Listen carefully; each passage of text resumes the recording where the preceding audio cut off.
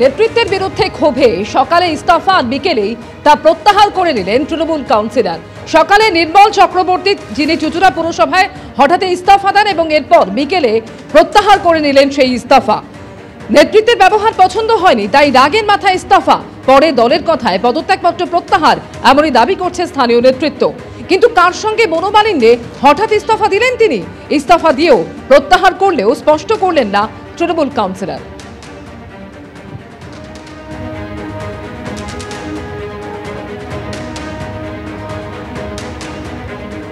দলে কাজ করতে হবে, কাজ যারা না করবে তাদের সম্বন্ধে তো ভাবতে হবে। 30 জনেরই মনোমালিন্য আছে। এসআইআর নিয়ে কাজ না করলে আমি ব্যবস্থা নেব। এটা আমার কথা নয়, মমতা ব্যানার্জি, অভিষেক ব্যানার্জির কথা। গায়ে হাওয়া লাগিয়ে বেড়াবার টাইম নেই। যে কাজ করবে না সেই পিকচারের বাইরে চলে যাবে। মনোমালিন্য নয়, কাজের জন্য তো আমি বলবোই। 3%, অনলি 3%, যেখানে 62%, 63% এক একটা ওয়ার্ডের কাজ, সেখানে 8 নম্বর ওয়ার্ডের কাজ 3%। ফের মুর্শিদাবাদের নওদা জেলা পরিষদে তৃণমূল বনাম তৃণমূল এক কর্মাধ্যক্ষকে বের করে দেওয়ার অভিযোগ আরেক কর্মাধ্যক্ষের বিরুদ্ধে। বিধায়ক ঘনিষ্ঠ কৃষি কর্মাধ্যক্ষকে বৈঠক থেকে বের করে দেওয়ার অভিযোগ উঠল তৃণমূলেরই ব্লক সভাপতির বিরুদ্ধে। অভিযোগ বিধায়ক ঘনিষ্ঠ কৃষি কর্মাধ্যক্ষে। বহরমপুরে জেলা শাসকের দপ্তরে এসে লিখিত অভিযোগ জানিয়েছেন কর্মাধ্যক্ষ। এরা তো দলই করে না। অভিযোগ উড়িয়ে পাল্টা হুঁশিয়ারি শিক্ষা কর্মাধ্যক্ষের।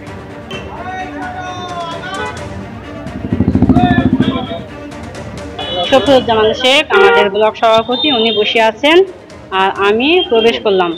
তো আমি চেয়ারটা নিয়ে বসবো, এমন তো অবস্থায় আমাকে বলা হলো ও এখানে কেন। বললো যে না, মিটিং করার দরকার নেই। এমনকি আমি বললাম যে আমি সই করব, তো সইটাও করার দরকার নেই, বেরিয়ে যাও।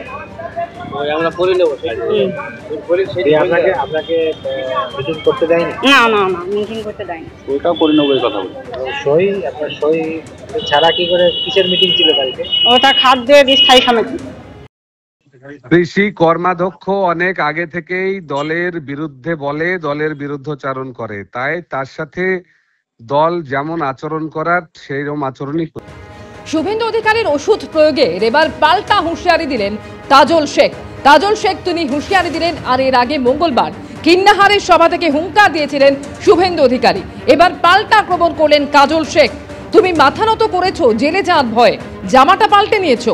কাজল শেখ জামা পাল্টাবে না, পাল্টা হুঁশিয়ারি দিয়েছেন বীরভূম জেলা পরিষদ সভাধিপতি। নানুরে আসুন, কিন্নাহারের বিখ্যাত মন্ডা শিউরির মোরব্বা খাওয়াবো, এভাবেই কটাক্ষ করেছেন তিনি।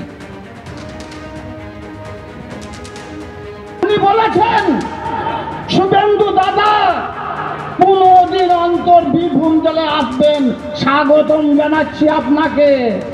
আসুন বীরভূম জেলায়, আসুন নানুরে, আসুন কিন্নাহারে, আপনাকে কিন্নাহারে মুন্ডা বিখ্যাত খাওয়াবো। আসুন শিউরিতে, শিউরি মোরব্বা বিখ্যাত আপনাকে খাওয়াবো। এবং আর একটা কথা বলে রাখি, শুধু 15 দিন অন্তর এসে মানুষকে ভুল বোঝালে হবে না, অর্থ দিয়ে মানুষকে ভুল পথে পৌঁছাতে করলে হবে না, ধর্মের সুশ্রু দিয়ে হিন্দু মুসলমানের মধ্যে ভাগ করলে হবে না। যেদিন গণনা হবে সেই দিনও আসবেন মুন্ডা এবং শিউরি মোরব্বা বেঁধে দেবো। কারণ একটাও সিট আপনি পাবেন না বীরভূম জেলায়। যে 11টা সিট আছে, 11টায় মমতা বন্দ্যোপাধ্যায়, অভিষেক বন্দ্যোপাধ্যায় ঝুলিতে উঠবে। আপনারা দেখবেন শুধু সর্ষের ফুল, ঝাঁপি খুললেই বেরোবে জোড়া ফুল। এর আগে মঙ্গলবার কিন্নাহারের সভা থেকে হুঙ্কার দিয়েছিলেন শুভেন্দু অধিকারী। অসুখও জানি, ওষুধও জানি, 15 দিন অন্তর নানুরে আসবো, এভাবেই হুঙ্কার দিয়েছিলেন শুভেন্দু অধিকারী।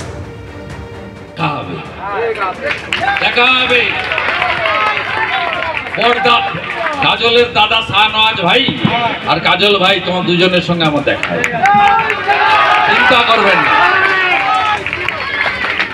আমি অসুখও জানি আর ওষুধও জানি, মানে রাজনৈতিক ওষুধ বলছি, নন পলিটিক্যাল কথা আমি বলি না। আগামী 22 তারিখে আপনাদের পাশেই বড়োয়াতে ডাকবাংলো মাঠে আমি আসছি। যারা পাশাপাশি আছেন যদি সম্ভব হয় যাবেন, দেখা হবে।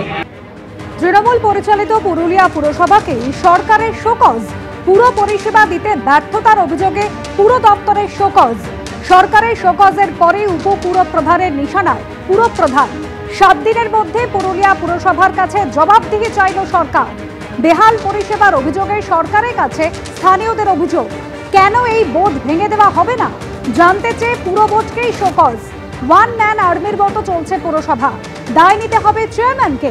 সরকারের শোকজের পরে চেয়ারম্যানকে নিশানা খোদ উপপুরপ্রধানের। দলেরই একাংশের অভিযোগ নিয়ে এখনো প্রতিক্রিয়া পাওয়া যায়নি পুরপ্রধানের।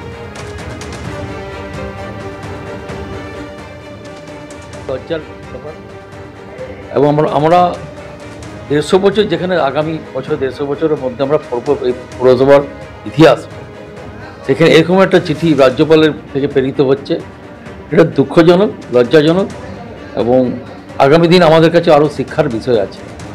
কেন যে বিষয়গুলোর উপর উনি কর্ণপাত করেছেন, যে বিষয়গুলোর উপরে সকল লেটার এসেছে, জবাবদি লেটার এসেছে, সেই বিষয়গুলো মোটামুটি ঠিক আছে।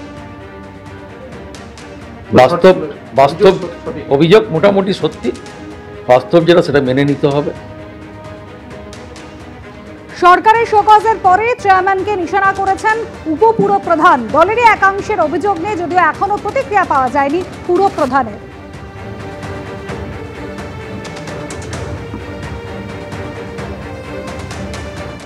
জনগণ তৃণমূলকে রায় দেয়নি। তৃণমূল জোরজবস্তির সিঁড়ি দিয়ে প্রশাসনকে কাজে লাগিয়ে ভোট লুট করে এই পৌরসভা গঠন করেছে। এখন দেখা যাচ্ছে সবাই ভস্মাসুর হয়ে গেছে। যারা কাউন্সিলর তারা লক্ষ লক্ষ টাকা বিভিন্ন পথে তুলে নিচ্ছে। পৌর পরিষেবা বহুদিন ধরেই ব্যর্থ হয়েছে। একটা বাচ্চা ছেলেও পুরুলিয়া শহরে জানে যে এখানে পৌরসভা চলছে না, এখানে লুটমার চলছে। এটা নবান্ন জানতে এত দেরি কেন হলো, এটা আমার প্রশ্ন। শহর অপরিষ্কারের ব্যাপারটা ওনারা উল্লেখ করেছেন, এটা সর্বাংশে সত্য। কারণ শহর আমরা সত্যি পরিষ্কার রাখতে পারিনি। আমাদের মাননীয় মুখ্যমন্ত্রী তথা রাজ্য সরকারের তরফ থেকে আমরা প্রচুর ইকুইপমেন্ট শহর পরিষ্কার রাখার জন্য অনেক কিছু আমরা পেয়েছি। ট্রাক্টর পেয়েছি, আমরা কম্প্যাক্টার পেয়েছি, আমরা প্রচুর জিনিস পেয়েছি, ডোর টু ডোর গার্বেজ কালেকশনেরও সব পেয়েছি, কিন্তু তথাপি কিন্তু আমরা শহর পরিষ্কার রাখতে 100% পারিনি। এই ব্যর্থতার দায় তো অবশ্যই যে চালিয়েছেন এতদিন ধরে পৌরসভা সাফাই বিভাগ, তাকে তো নিতেই হবে। এবিপি আনন্দ, এগিয়ে থাকে, এগিয়ে রাখে।